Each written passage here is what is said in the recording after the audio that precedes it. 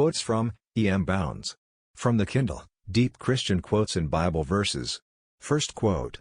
Self-esteem, self-ability, in some pernicious shape has defamed and violated the temple, which should be held sacred for God.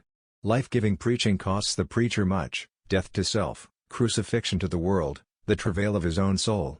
Crucified preaching only can give life. Crucified preaching can come only from a crucified man. Second quote.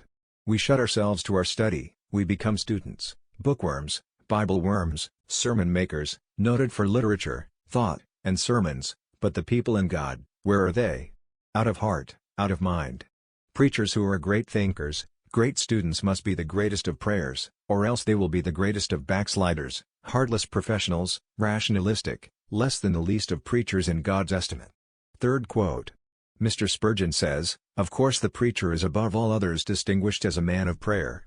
He prays as an ordinary Christian, else he were a hypocrite. He prays more than ordinary Christians, else he were disqualified for the office he has undertaken.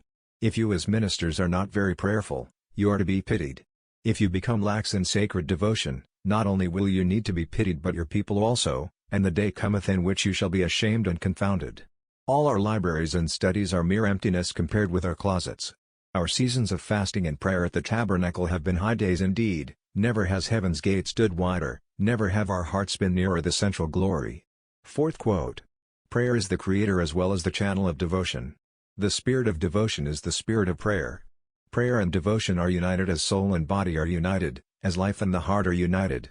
There is no real prayer without devotion, no devotion without prayer. The preacher must be surrendered to God in the holiest devotion. He is not a professional man, his ministry is not a profession, it is a divine institution, a divine devotion. He is devoted to God. His aim, aspirations, ambition, are for God, and to such prayers as essential as food is to life. Thanks.